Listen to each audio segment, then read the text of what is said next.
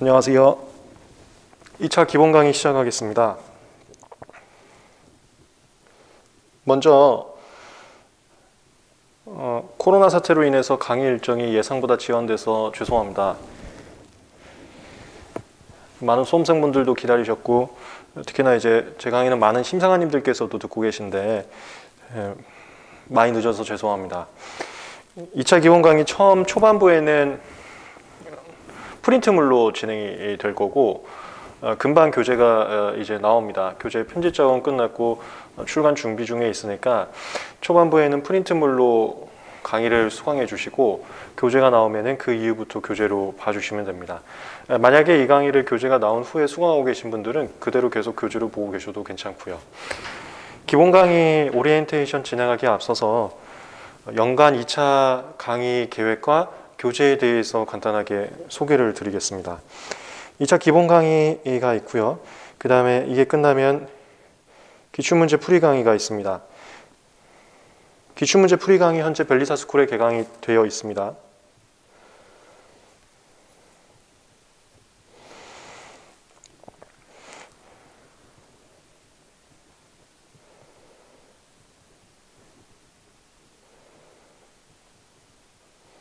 기본 강의는 2차 특허법 기본서로 진행합니다.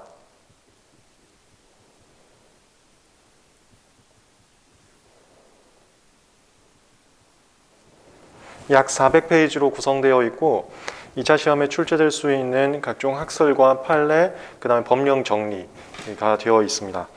기출문제 풀이 강의는 기출문제집이 새로 나옵니다. 기출문제집 나오기 전까지는 프린트물로 제공이 됩니다. 기출문제집은 52회부터 57회까지 수록할 예정입니다. 그 다음에 사례 강의를 개강합니다. 사례 강의는 마찬가지로 벨리사스쿨에서 수강 가능하시고 사례집 핸드북으로 진행합니다.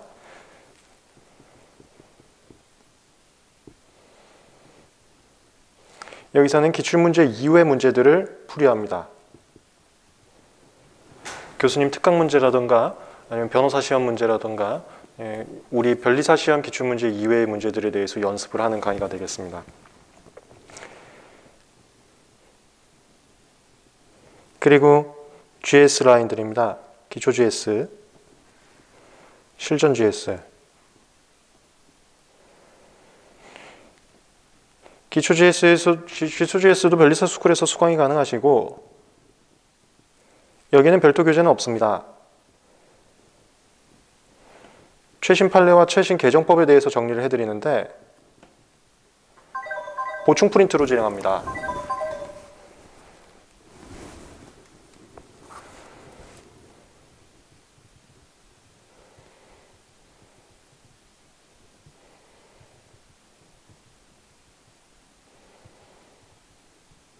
실전 GS는 강평 위주로 진행되기 때문에 별도의 교재나 보충 프린트는 없습니다.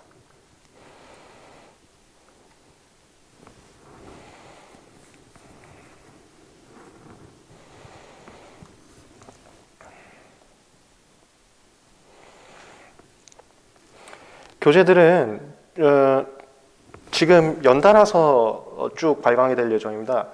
2차 기본서도 2월 이제 이번 주 안에 지금 제가 설날에 강의를 찍고 있는데 이번 주 안에 교재가 나오고요. 그다음에 기출문제집도 2월 말 안에 이제 교재가 나옵니다. 그다음에 사례집 핸드북은 기출문제집과 같이 나올 예정입니다. 그래서 2월 안에는 모든 교재가 나올 수 있게 준비를 하겠습니다.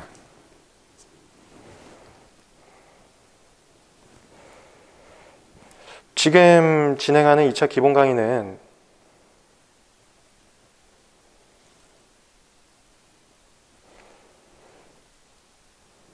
법에 대해서 내용을 좀 정리해드리고 그 다음에 판례에 대해서도 내용을 정리해드리고 그리고 우리가 1차 시험 준비할 때에는 배우지 않았던 학설들에 대해서 준비를 해드립니다. 다만 2차 기본 강의에서는 법과 판례를 소개할 때 1차 강의에서 했던 것만큼 자세한 취지나 내막까지 소개할 수는 없습니다. 시간 관계상. 그래서 법에 대해서는 아마 여러분들도 잘 따라오실 것 같은데 혹시라도 판례에 대해서 따라오기가 조금 쉽지 않다라는 분들은 그 변리사 스쿨에 가시면 판례 강의라고 있습니다. 그게 1차 전용 강의는 아니고 2차 분들도 수강하셔도 됩니다. 그거를 수강하시면 훨씬 더 수월하실 수는 있습니다. 그 다음에 모든 법과 모든 판례를 비중 있게 다루지는 않습니다. 2차 시험에는 출제될 수 있는 법과 판례가 정해져 있습니다. 무슨 소리냐면 답안지를 구성할 수 있는 쟁점들이 정해져 있습니다.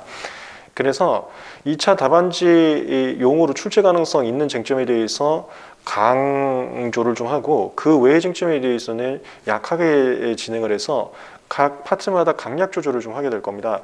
그래서 오늘도 첫 시간에는 이건 그냥 기본서에서 한번 보세요 하면서 자세한 설명을 생략하는 부분들이 있을 수 있는데 그것은 2차 시험의 출제 가능성이 굉장히 희박한 거기 때문에 특별하게 신경 안 써도 됩니다. 제가 강의를 생략하는 부분들은 여러분들이 교재 보면서 읽을 때에도 간단하게 읽고 넘어가셔도 괜찮습니다. 전혀 문제되지 않습니다. 오리엔테이션은 이 정도로 진행을 하고 수업을 시작하도록 하겠습니다. 먼저 파트 1 서론인데요. 1번 특허법의 목적.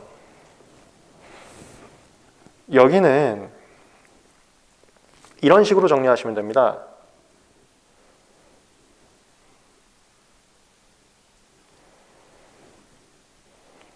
(2차) 답안지를 작성할 때에는 답안지 작성에 대한 자세한 내용은 기출문제 풀이 강의나 사례 강의에서 보충적으로 말씀을 드릴 겁니다. 이 강의에서는 답안지 작성에 대해서 깊이 있는 목차 하나 여기까지는 제가 생략을 하겠습니다.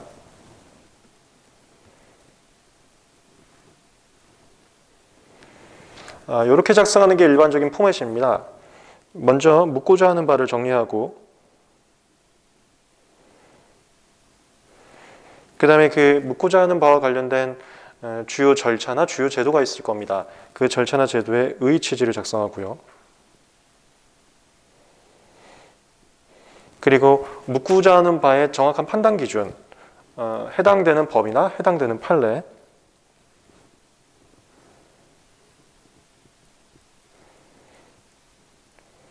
이 판단 기준을 작성할 때에는 해당 법, 해당 판례를 작성하고 경우에 따라서는 나중에 기출문제집이나 기출문제 풀이감을 보시면 아시겠지만 교수님에 따라서는 학설을 쓰시오라고 직접적으로 언급한 문제들도 있었습니다.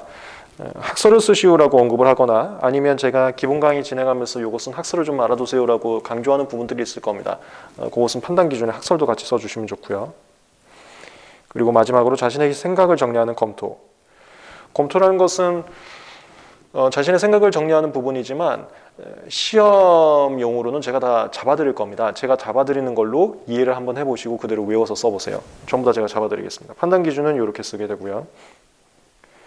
그 다음에 판단 기준에 설정한 판단 기준에 따라서 그 문제에 대해서 정답을 찾아냅니다. 그게 구체적 판단 및 결론.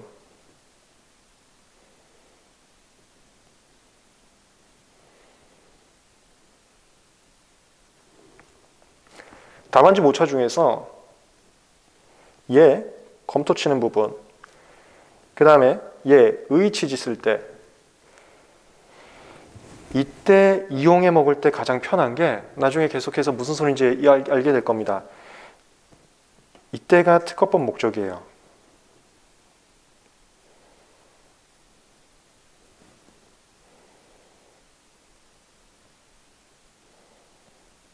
다시 정리하면 2차 답안지의 기본 포맷이 문제유지, 의의취지, 판단기준, 구체적 판단, 결론이 되고 판단기준 안에는 법, 판례, 학설, 검토를 쓰게 되는데 취지나 검토를 여러분들이 쓰셔야 됩니다. 이거를 여러분들이 답안지용으로 제가 다 정리해 드릴 거고 외우시면 되는데 그때 많이 써먹는 게 특허법 목적을 갖다가 언급을 많이 한다고요. 그런 의미에서 지금 나오는 특허법 목적은 정리하시면 됩니다. 그래서 내용은 좀 길게 되어 있지만 여기 이 정도에 쓰기 적합할 정도로 공부하시면 되기 때문에 간단히 읽고 넘어가시면 돼요. 제일 많이 써먹는 문장이 1번 서에서 특허법은 산업입법인 바 밑에 줄 산업발전에 이바지하는데 궁극적 목적이 있다. 이 문장을 제일 많이 쓰게 될 겁니다. 뭐 어떤 제도를 설명하면서 그 제도는 산업 발전에 있어서 도움이 되기 때문에 특허법 목적상 타당해서 입법한 것이다. 이렇게요. 그 다음에 검토해서 그 법은 산업발전 2바지에 해당하는 부분이기 때문에 타당하다. 그 판례는 산업발전 2바지에 도움이 되는 부분이기 때문에 타당하다. 그러니까 왜냐하면을 쓸 때 가장 만만하게 쓰는 게 이 특허법 목적이 되겠습니다. 산업발전 2바지 이 단어 하나 그냥 심심할 때마다 써먹으시죠. 도움 많이 됩니다.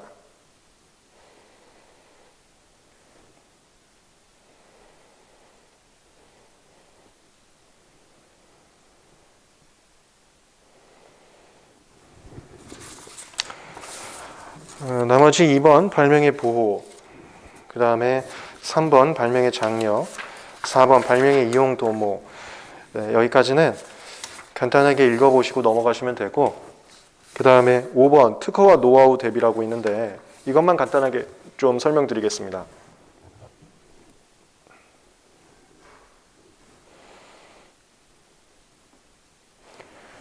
저랑 1차 강의 때부터 많이 해오신 분들이 많을 겁니다. 요즘에는 1차 강의 거의 대부분 저하고 함께 하기 때문에 제가 1차 조문 특강이나 1차 판례 강의에서 매우 강조했던 부분이 하나가 있는데 그게 바로 문제를 출제하시는 출제위원신 교수님들께서는 비교하는 것을 굉장히 좋아하십니다. 이 법과 이 법을 비교하고 우리나라 법과 해외 법을 비교하고 비교법적으로 진행하는 스타일을 굉장히 좋아하시게 됩니다. 지금 여기는 특허와 노하우를 비교하는 쟁점인데 이거 48회 시험 문제에 기출된 내용입니다. 48회 시험 문제에 기출된 내용. 간단하게 정리를 해드리고 이것도 마찬가지예요. 특허와 노하우는 이미 기출이 됐기 때문에 다시 한번 기출이 되지는 않을 것 같습니다. 제 느낌상은. 물론 기출된 것도 반복해서 기출되는 쟁점도 있긴 있습니다. 그거 제가 강조를 드릴 겁니다. 근데 특허와 노하우는 반복 기출될 만한 쟁점은 아닙니다. 하지만 알아두시고 제가 지금 설명하는 내용을 나중에 다른 절차, 다른 답안지에서 취지나 검토에 쓰고 싶으면 한 번씩 써보세요. 특허는 공개가 핵심입니다. 발명을 공개시키는 게 특허의 특징이에요. 특허법에서는 산업발전 2바지를 발명을 공개시키면 중복 연구가 없고 공개된 발명을 모든 사람이 함께 참여해서 개량 발명할 수 있을 것이다 라고 생각을 했습니다. 그게 공개가 특징입니다. 산업발전을 위해서 공개를 시킵니다. 노하우는 이거는 비밀로 가는 게 특징입니다. 그러니까 전체적인 공적인 산업발전 2바지보다도 개인의 이익 추구라고 보시면 되겠어요. 특허는 국가적 차원에서 전체 사회를 생각하시는 거고 노하우는 좀 개인적 문제라고 보시면 될 것 같습니다. 그 다음에 특허는 가장 대표적인 특징이 또 심사를 받습니다. 최근은 전 세계 무심사 제도가 거의 없어졌습니다. 심사를 진행하고 등록 요건이라고 합니다. 거절 이유라고. 거절 이유가 없는 경우에 한해서만 특허를 줍니다. 이에 반해서 노하우는 그 노하우에 대해서 어딘가가 등록하는 절차가 있긴 있습니다. 근데 그 등록을 할 때 특별한 요건을 요구하지는 않습니다. 특별한 심사가 복잡하게 진행되지는 않습니다. 심사가 미약하다. 이렇게도 구분을 할 수가 있어요. 그리고 특허에서는 공개를 강조하는 대신 보호가 강화되어 있습니다. 이 보호도 보호를 강화시키는 게 특허의 좀 특징이고요. 노하우 같은 경우도 영업비밀 관련된 법률에서 보호를 받을 수는 있는데 보호가 좀 쉽지 않은 경우들도 있습니다. 보호가 약할 수 있어요. 여기 공개하는 대신 보호를 강화시켜줬고요. 이 차이점을 서로 대비하면서 작성하는 게 2차 시험에 출제된 적이 있습니다. 제가 수업은 이렇게 필기를 하면서 표를 그리듯이 필기를 해놨지만 이거 걱정하지 마세요. 이렇게 표 그린 것 그대로 답안지에 쓰시면 되게 됩니다. 뭐 1번 공개 여부, 2번 심사 여부, 3번 보호 강화 정도 이렇게 쓰시면 되는 거예요. 특허와 노하우 여기만 간단히 한번 보시면 되겠습니다.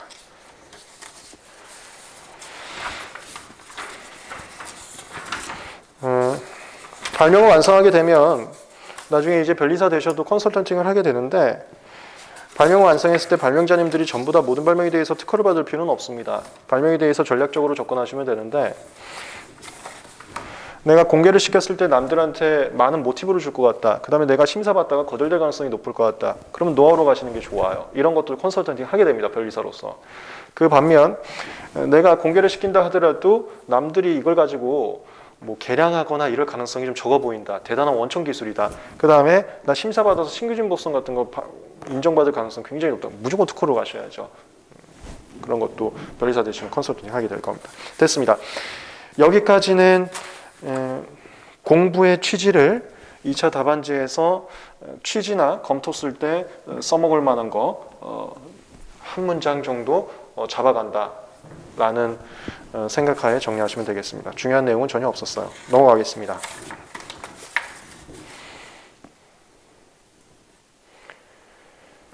특허법의 목적이었습니다.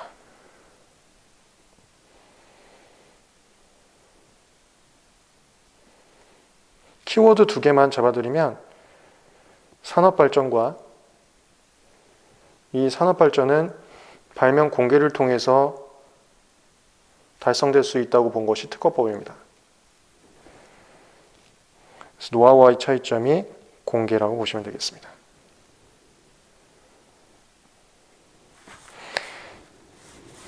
산업발전과 공개 갖다가 답안지에서 활용하는 것은 나중에 사례 강의나 기출문제 강의나 GS에서 많이 보여드리겠습니다.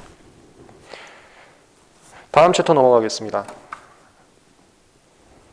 절차 충칙입니다.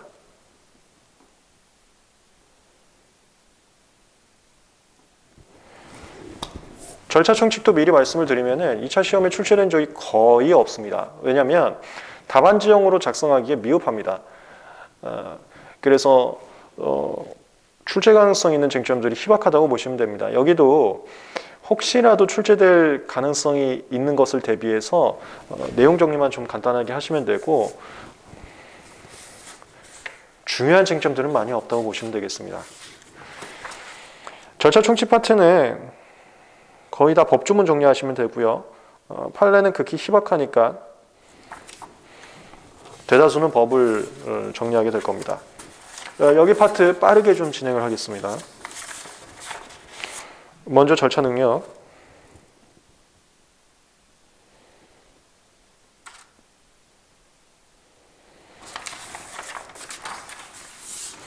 제가 이렇게 한번 좀 잡아드릴까요? 지금 우리가 2차 기본 강의 배우면서 내용을 정리할 건데 법이나 판례나 학설을 이걸 단순하게 법이 그랬구나, 법이 판례가 그랬거나 학설이 그랬구나 이거 의미가 없습니다. 그건 1차 때 하는 거고 2차 때는 모든 것을 공부한 내용들을 답안지에 어떻게 활용할까로 보시면 돼요. 답안지용으로 제가 이 절차 충칙도 한번 정리를 해드려 보겠습니다.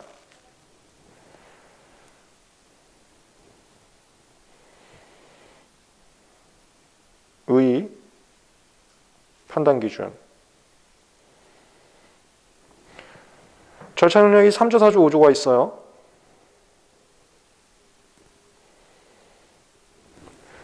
3조가 미성년자 등 행위 노능력자라고 하고요. 4조가 비법인, 그러니까 비법인사단체단, 5조가 제외자인데 미성년자는 법정 대리인이 필요합니다.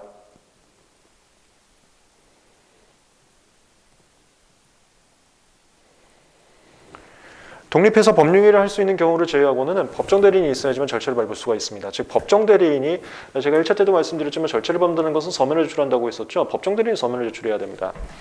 4조는 대표자 또는 관리인이 절차 밟아야 됩니다. 대표자 또는 관리인이 정해져서 대표자 또는 관리인이 서면을 제출해야 됩니다.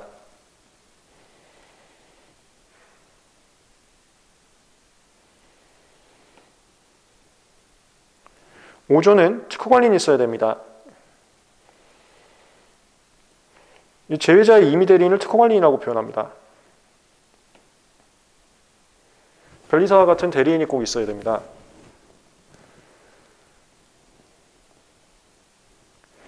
만약에 법정 대리인 없이 미성년자가 직접 서면을 제출했다. 특허청에 서면을 제출하게 되면 방식 위반으로 처리됩니다. 이때 방식 위반이 보정명령이에요. 보정명령에도 불구하고 하자 치유가 되지 않으면 절차 무효될 수 있습니다. 그 다음에 대표자 또는 관리인이 없을 때는 이거 시험 문제 안 나올 겁니다. 법조문에 명확하게 없어요. 다만 제가 1차 때 얘도 보전명령이 나올 것 같다라는 사견을 말씀드렸었는데 시험 문제 안 나옵니다. 1차도 안 나오고 2차도 안 나옵니다. 그 다음에 제외자는 반려사유고요. 서류를 반려시킵니다.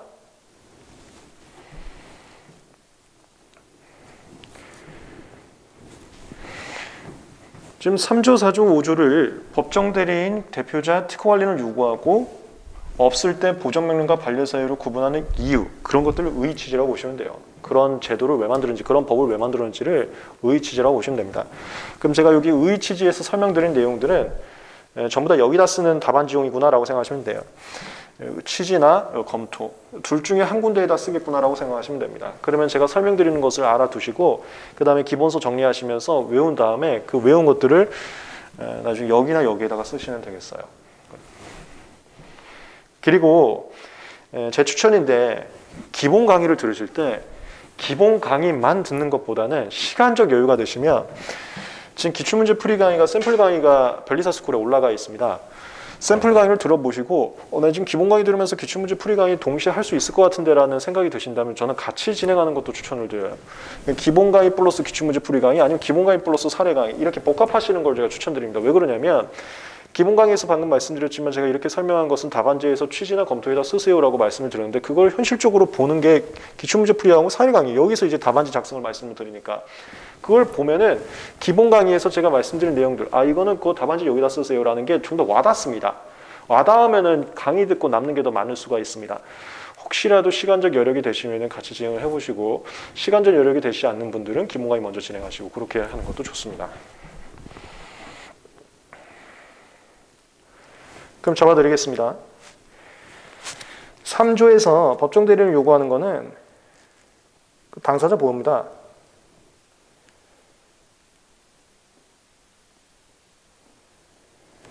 미성년자는 절차를 밟은 데 있어서 미숙함이 있을 수 있어서 그 미숙함으로 인해서 어떤 권리를 받지 못하게 될 것을 보호해 주려고 법정 대리인 데려와 이렇게 하고 있어요. 당사자 보호.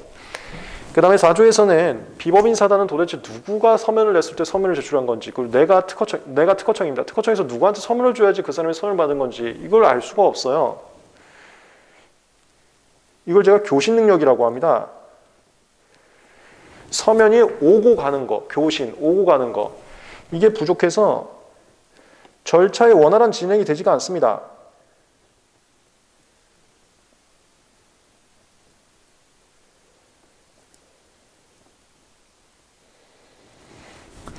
그래서 절차의 원활한 진행, 절차의 원활한 진행하는 것은 너가 대표자였어. 너가 서면 내면 니네 집단이 낸 거야? 알았어. 그럼 나도 너한테만 서면 주면 되는 거지. 이걸 잡아놔야지 서면이 오고 가는 거고 절차는 건 서면이 오고 가야지 진행이 되게 된단 말입니다. 이거의 편한 진행을 위해서 만든 것이 4조 대표자 관리인. 그 다음 5조도 똑같아요. 절차라는 것은 서면에 오고 가는 것으로 진행되는데 서면이라는 것은 기본적으로 우편으로 오고 가는 것이 가장 일반적입니다. 특허청에 직접 갖다 내거나 직접 받거나 아니면 온라인으로도 할 수 있지만 가장 기본이 되는 컨셉은 우편입니다. 제2자 같은 경우는 우편으로 보내줄 때 해외에 있다 보니까 우편물이 망실되거나 너무 지연될 우려가 있어요. 그래서 서면의 교신이 원활하지 않을 수가 있습니다. 교신 능력 부족, 절차의 원활한 진행이 불가하기 때문에 한국에 있는 대리인 잡으라고 요구한 거예요. 이렇게 제가 이 취지를 말씀드리면은 그렇구나 하고 이 키워드들을 바탕으로 기본서를 외우시면 되는 겁니다. 기본서를 그냥 무턱대고 처음부터 외우는 거랑 제가 설명해 주시고 그 듣는 다음에 외우는 거랑 아마 좀 차이가 있을 겁니다. 그 다음에 하나 더 지금 제가 잡아드린 것은 여기였고요. 얘네들을 왜 요구하는지 그 다음에 이제 여기를 잡아드리겠습니다. 이 왜 보전명령 사유인지, 여긴 왜 반려 사유인지. 여긴 제가 공부할 필요 없다고 그랬습니다. 1차건, 2차건 시험 문제 안 나와요. 3조에서는 이걸 하자가 경미한 하자라고 봅니다. 경미한 하자여서 얘는 나중에 보정이 가능하고요. 보정을 하게 되면 추인 효과를 줍니다. 추인을 하게 되면 처음부터 미성년자가 법정 대리 없이 단독으로 서면 제출한 게 유효하게 돼요. 그러니까 처음부터 하나도 문제가 없었던 게 됩니다. 그와 같이 경미한 하자와 관련된 상황이기 때문에 반려를 때리는 게 아니라 수정 기회를 주고요. 수정을 하게 되면 처음부터 문제가 없었던 것으로 갑니다. 이거 1차 때도 했었어요. 보정명령 사유와 반려 사유를 구분하는 이유가 보정명령 사유와 반려 사유 둘 다 방식 사유인데 방식 사유 중에서도 사유가 경한 거, 사유가 중한 거 이렇게 나눈다고 했습니다. 1차 때 배웠던 게 2차용 답안지에도 그대로 적용되는 거죠. 이건 사유가 아주 중합니다.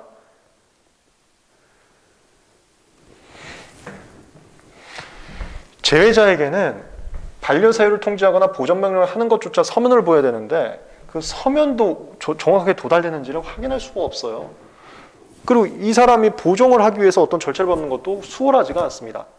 그러니까 절차 진행 자체가 원활하게 진행될 수 없는 아주 중한 사유라고 봅니다. 그래서 수정 기회를 주지 않아요. 수정 기회를 주지 않고 빠꾸나 버립니다. 됐습니다. 다시 정리합니다. 지금 초반부다 보니까 기본 강의를 듣고 이거 어떤 식으로 정리하면 되는지를 반복적으로 말씀드리고 있습니다. 지금 첫 시간 이후부터는 속도를 좀 빨리 뺄 수 있는데 첫 시간에는 반복 설명을 좀 많이 하겠습니다. 기본 강의는 무조건 이걸 2차 답안지에 쓰는 내용을 정리한다는 생각하에 수업을 듣고 책을 외우시면 됩니다. 특히나 제가 여기 취지나 아니면 검토 쓸 거 이거를 많이 이해를 시켜 드릴 겁니다. 그러면 제가 설명하는 내용들은 이해가 된 상태에서 취지나 검토에다 쓴다 라는 목적하에 강의를 들으시면 되는 거고요. 절차 총칙을 정리하고 있는데 얘는 시험 문제에 나올 가능성은 희박합니다만 혹시라도 나오게 된다면 3조, 4조, 5조에 대해서 판단 기준, 법정 대리인 필요하다, 대표자 필요하다, 특허 관리인 필요하다, 그리고 없을 때는 보정명령, 반려사유다.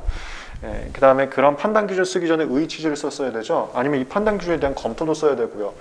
취지나 검토 쓸 때 법정 대리인은 당사자 보호, 그 다음에 특허 관리인은 교신 능력이 부족해서 절차의 원활한 진행을 위해서, 그 다음에 3조의 법정 대리인은 보정 사유로 한 게 하자가 경미하기 때문에, 5조의 제의자는 반려 사유로 한 게 하자가 중하기 때문에 그렇게 정리를 하시면 되겠습니다. 이 상태에서 이제 곧 나오게 되는 사례지 핸드북을 보시면은 절차 총칙에 대해서 제가 문제를 만들어 놓은 게 있습니다. 그래서 절차 총칙은 기출문제에서 기출된 바가 거의 없다 보니까 없어요, 기출문제가. 그래서 제가 만들어 놓은 문제가 있는데 그걸 보시면 기본 강의에서 배웠던 내용이 이렇게 응용되구나를 좀 더 확인하면서 갈 수 있는 장점도 있습니다.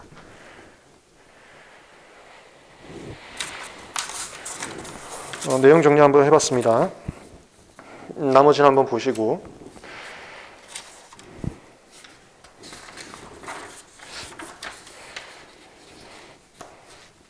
그 다음에 제의자 쪽 하시면은 국제특허 출원의 경우 제의자의 특허 관리인 특례, 이런 거는 단순 암기 부분입니다. 1차 때 많이 공부하셨던 거 있죠? 그거 리마인드 하시면 됩니다. 기준일부터 2개월, 기준일부터 2개월까지 특허 관리인 선임하지 않으면 취하 간주, 단순 암기 하시면 됩니다.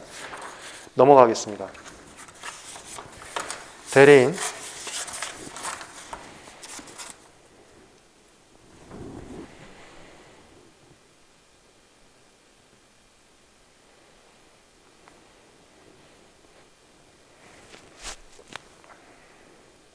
대리인은 판단 기준 정도만 정리하시면 되는데, 대리인 파트는 1차 때부터 말씀드렸지만 대리인 도대체 어디까지 대신 밟을 수 있는데, 대리인이 대신 어디까지 절차를 할 수 있는데 대리인의 권한이 시험 문제 나옵니다. 그 권한은 법정 대리인도 친권자 후견인,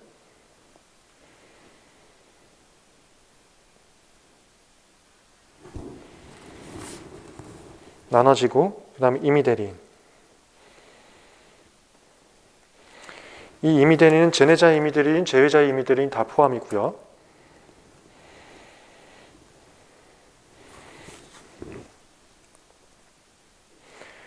위로 갈수록 권한이 넓다고 보시면 되는데,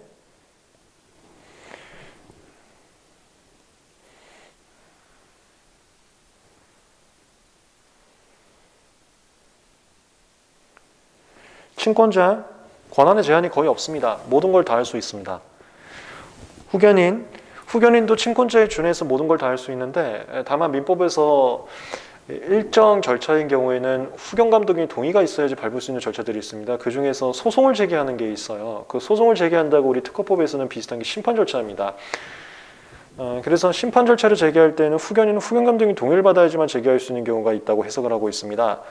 특허법에 보시면은 내가 적극적으로 심판을 제기하는 게 아니라, 그러니까 내가 심판 청구인이 되는 게 아니라, 그러니까 미성년자가 심판 청구인이 되는 게 아니라 미성년자가 심판 피청구인이 됐을 때, 그러니까 미성년자가 특허권을 갖고 있고 그 미성년자의 특허권에 대해서 누군가가 특허 취소 신청을 들어오거나 누군가가 특허 무효 심판을 들어왔을 때, 그래서 내가 방어를 해야 될 때, 이때는 후견 감독인 동의 없이도 할 수가 있습니다. 후견 감독인 동의가 필요한 경우도 있을 수 있으나 상대방이 제기한 특허 취소 신청이나 심판 절차에 대해서는 동의 없이도 가능하다. 이게 친권자에 비해서 조금 권한에 제한이 있는 거죠. 그 다음에 임의 대리인은 당사자가 너 여기까지만 일해 라고 위임을 해줍니다. 위임. 보통 위임 계약서에 의해서 위임을 증명하게 되는데 그 위임 계약서를 또 위임장이라고도 합니다. 거기에 써져 있는 것까지만 대신 절차를 밟을 수가 있습니다.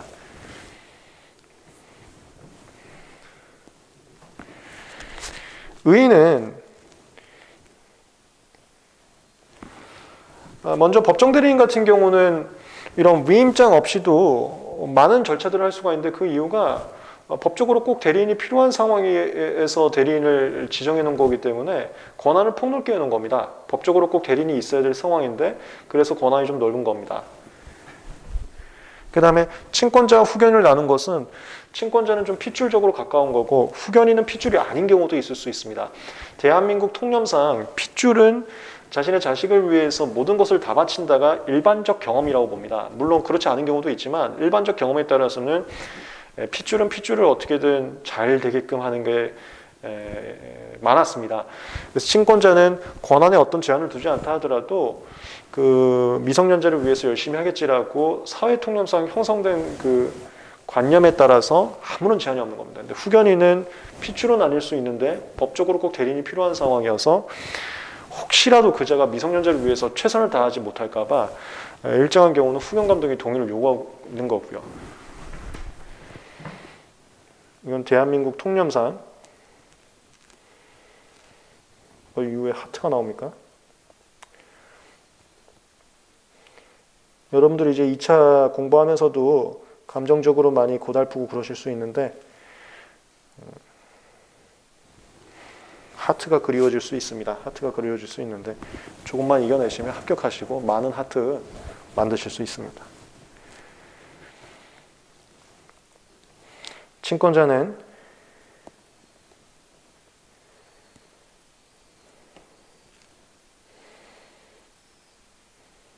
사회 통념상 미성년자를 위해서 최선을 다할 것임이 경험칙상, 사회 경험칙상이라고 할까요?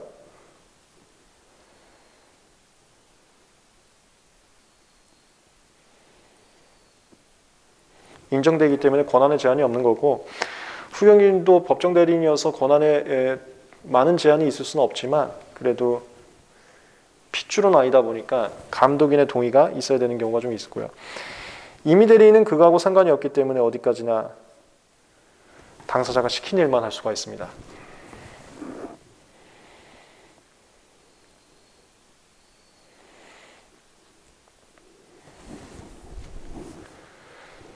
근데 제가 이렇게 정리를 해드렸지만 이거 그냥 가볍게만 보시고 절대 시험 문제 안 나옵니다. 절대 안 나와요.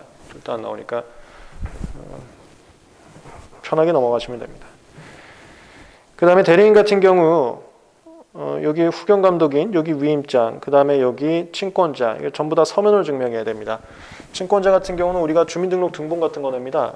내가 어머니, 아버지 맞습니다. 서면 증명하고 여기도 후견 감독인 동의서 같은 걸 제출하게 돼요. 여기 이제 위임장을 제출하게 돼요.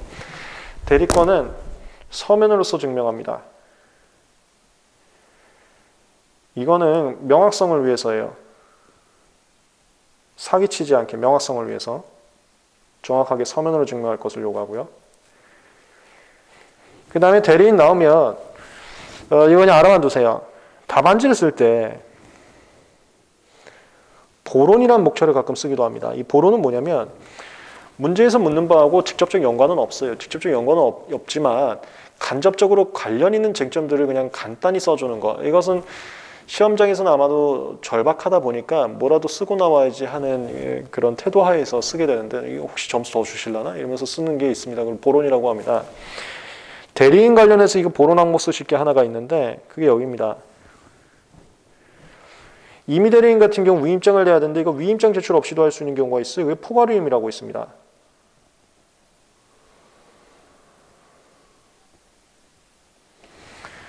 사전에 포괄위임장을 제출해서 특허청에다 포괄위임을 등록해 놓으면 개별 위임장 없이도 포괄위임 등록번호라는 게 나옵니다. 번호만 쓰면은 그게 위임장의 서면 증명을 가름하고 있습니다. 포괄위임 등록이라는 게 존재한다. 알아만 두세요. 알아만. 네, 됐습니다. 대리인들이 절차를 어디까지 밟을 수 있는지 정리하시고 서면 증명 여기까지 보시면 됩니다. 그 다음에 하나만 더 말씀드리면 이 권한에서 제일 시험 문제 또 그나마 나올 수 있는 게 그 6주행입니다. 출전투 신청 후 불복.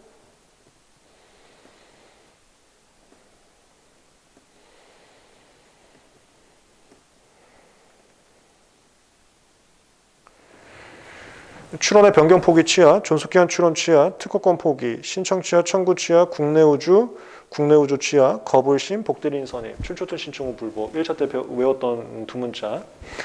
이 출전투 신청 후 불복을 할 때 법정 대리인은 그냥 할 수 있어요. 친권자 그냥 할 수 있습니다. 후견인 그냥 할 수 있어요. 임의 대리인은 위임장이 있어야 됩니다. 근데 이 위임장도 특별한 위임장이 있어야 돼요.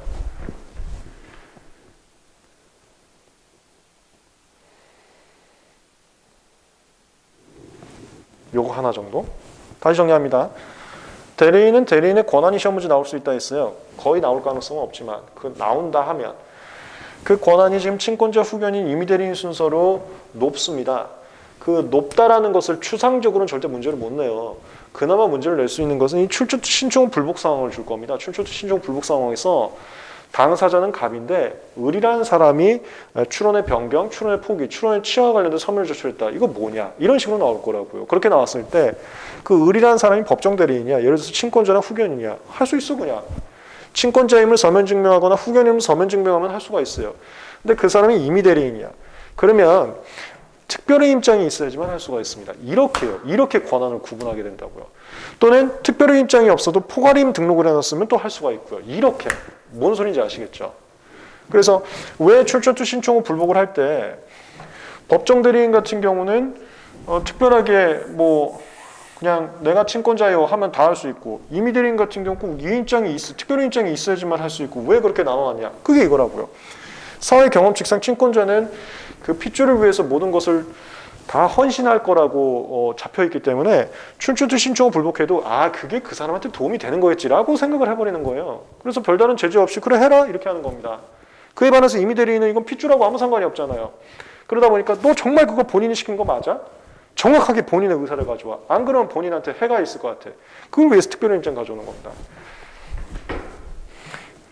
이거 본인 보호예요. 본인이 정말 그거 시킨 거 맞아? 이상한데? 너 혹시 실수하는 거 아니야? 이렇게.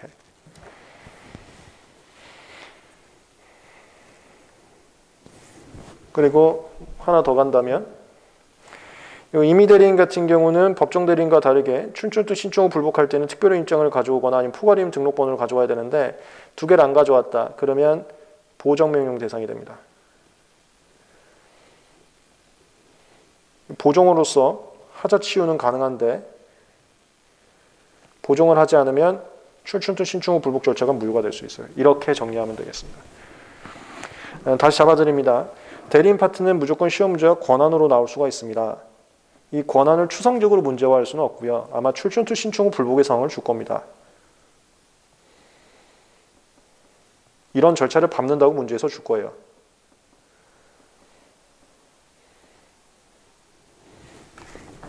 문제에서 이 절차를 대리인이 대신 밟는다고 나오면 그 대리인이 법정 대리인지 임의 대리인이 나눠서 법정 대리인은 친권자다 후견인이다 증명만 하면 밟을 수 있는데 임의 대리인은 특별한 임장이나 포괄임 등록번호가 있어야지만 밟을 수 있어서 문제에서 그 사람이 법정 대리인지 임의 대리인지 구분을 하시고 임의 대리인이면 특별한 임장이나 포괄임 등록번호가 제출이 됐는지를 보셔서 이걸 요구하는 취지를 쓰시고 본인 보호.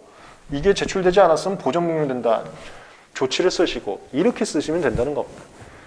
그래서 1차 때는 이렇게 정리하지 않았지만 2차 때는 또 답안지를 위해서 공부한다라는 개념이 이런 식으로 정리하는 거다를 보여드렸습니다. 책은 나머지는 뭐 편하게 보시면 됩니다. 거기 임의대리권 불소멸 이거 절차 중지하고 연관된 거죠. 1차 때 외웠던 거 가볍게 리마인드하면서 다시 외우시면 되고 5번 개별 대리 이건 절대 시험 문제 안 나와요. 대리인이 2인 이상일 때는 각각 절차를 밟을 수 있다. 개별 대리. 대리인 개임 이거 절대 시험 문제 안 나옵니다. 쌍방 대리 이거는 갑하고 을하고 싸우는데 내가 갑의 대리인이고 을의 대리인이에요. 서로 싸우는 양 당사자의 대리를 내가 다 하는 겁니다. 이걸 쌍방 대리라고 합니다. 쌍방 대리를 하게 되면 내가 객관적으로 누군가를 위해서 성심성의껏 일을 할 수 없다고 봐서 이걸 금지하고 있습니다. 이걸 저희가 실무에서 이제 컨플릭트가 있냐 없냐 이렇게도 표현을 하는데 이거 시험 문제 안 나옵니다. 간단하게 보고 넘어가시면 됩니다. 쌍방 대리는 허용되지 않는다. 보시면 되겠어요. 그 다음에 다음 쟁점 복수당사 대표는 이거 시험 문제 또 잘 안 나옵니다. 복수당사 대표는 당사자가 2인 이상인 경우인데 여기까지만 하고 잠깐 쉬었다 가겠습니다. 당사자가 2인 이상인 경우인데 얘 시험 문제 안 나와요. 간단하게 내용만 정리하고 넘어가시면 되겠습니다.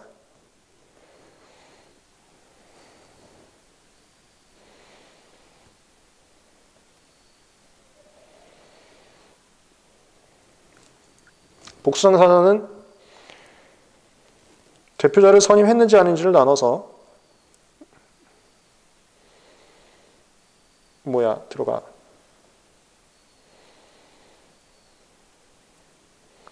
대표자를 선임했으면 대표자만 절차를 밟을 수 있고요. 그러니까 대표자만 특허청에다 서면을 제출할 수 있다는 겁니다. 그 다음에 여기 11조이랑 같고 얘가 출전투 신청 후 불복에서 특복 빠진 거죠. 출전투 신청 후 불복에서 특복 빠진 거. 그것은 다른 당사자들의 이런 특별히 임장 같은 거 그거를 제출해야지만 할 수가 있습니다. 그 다음에 대표자를 선임하지 않은 경우는 각자 절차를 밟을 수 있고요. 그러니까 각자 특허청에 어떤 서면을 제출할 수 있고요. 11조이랑 갖고는 같이 밟아야 됩니다. 출전투 신청 후 불복에서 특복 빠진 것은 같이 밟아야 됩니다.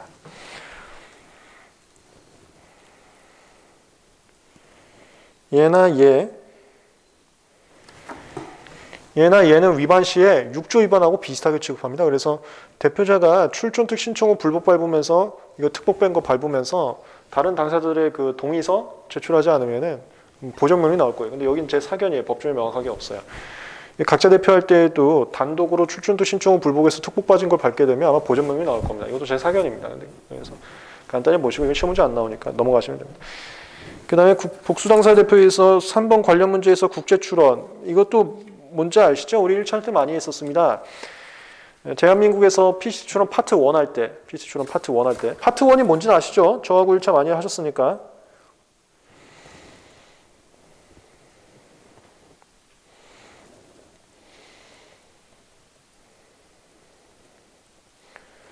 수리관청에서 PC 출원하는 거 이게 파트 1. 그 다음에 출원 후 심사 들어가는 거 그게 국제조사고요. 그 다음에 공개 들어가는 거 그게 국제공개입니다. 국제예비심사는 해도 되고 안 해도 되고 이게 파트 2. 그 다음에 지정국 들어와서 지정관청에서 국내 단계 진입하는 거 여기가 파트 3. 마지막으로 특례 적용하는 거, 특례 적용하면서 국내에서 심사받는 거 파트 4. 이 중에서 여기요. 파트 1.